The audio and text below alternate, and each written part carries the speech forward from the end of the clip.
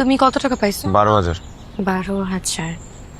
12,000 আর আমি টিউশন করে পাইছি 7,000। সব মিলায় 19,000 টাকা। তাহলে বাসা ভাড়া 6,000 আর খাওয়া বাবদ খরচ কত? 6,000 ধরো। না 6,000 কম হয়ে যায়। 8,000 ধরি, 8,000 টাকা। 8,000 একটু বেশি লাগবে। হচ্ছে দাঁড়াও একটা মিনিট। এই 6,000 হচ্ছে বাসা ভাড়া আর 3,000 টাকা, তাই না? আসা যাওয়ার কনভেন্স তোমাকে আসা যাওয়ার জন্য 1,500 টাকা কনভেন্স।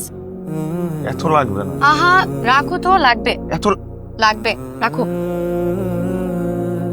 আর বাকি থাকে 500 টাকা হচ্ছে তোমার আর আমার। না 500 টাকা বেশি হয়ে যাবে। এক কাজ করো, এই 300 টাকা তোমার কাছে রাখো,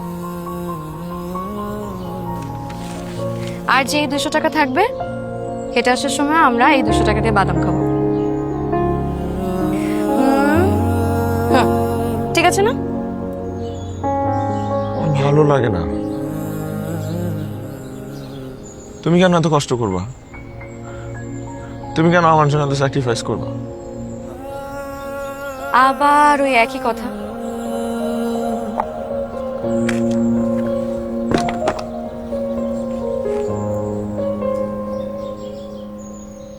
শুধু সুখ ভাগাভাগির মধ্যে কি ভালোবাসা হয়? সুখ দুঃখ ভাগাভাগির নামই হচ্ছে ভালোবাসা।